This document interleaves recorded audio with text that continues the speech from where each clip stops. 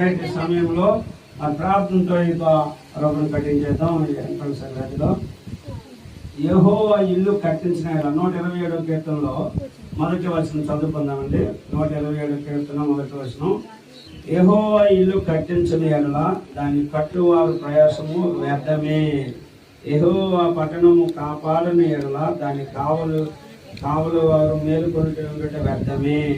మరి దేవుని యొక్క లేఖనం ప్రకారము ఈ లోకంలో ప్రజలైన మనము ఏదో మన కష్టార్జితంతోనో మన యొక్క శక్తి సామర్థ్యం ద్వారా పట్టుకుంటాం అనుకుంటాం, కానీ దేవుడే ఈ గృహాన్ని మరి దివ్యకృపం గారి కుటుంబానికి ఈ యొక్క అద్భుతమైన గృహాన్ని ఇచ్చాడని నమ్ముతూ, దేవుడే ఈ కట్టించి ఇచ్చాడని నమ్ముతూ అద్భుతమైన స్వాస్థ్యంగా వారికి బహుకరిస్తూ దేవుని సేవకుల మధ్య ఈ విధముగా ప్రార్థన పూర్వకంగా జరుగుతున్న కార్యాన్ని దేవుడే జరిగించి ఈ యొక్క సమయంలో ఈ యొక్క రొబ్బను కటింగ్ చేయడానికి మనం అందరం కూడా చిన్న ప్రార్థనతో ఈ కార్యక్రమాన్ని మరి మళ్ళా ప్రార్థన చేసుకుని ప్రారంభించుకుందాం.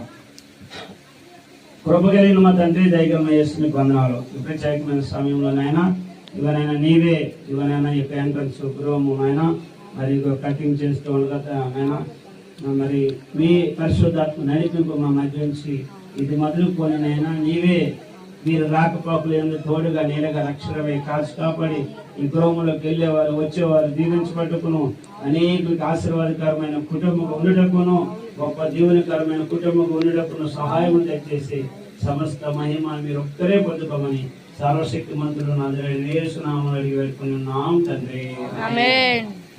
తండ్రి, కుమార, పరిశుద్ధాత్మ త్రియేక దేవుని నామంలో ఈ యొక్క రొబ్బును కట్ చేస్తా ఉన్నాము తండ్రి.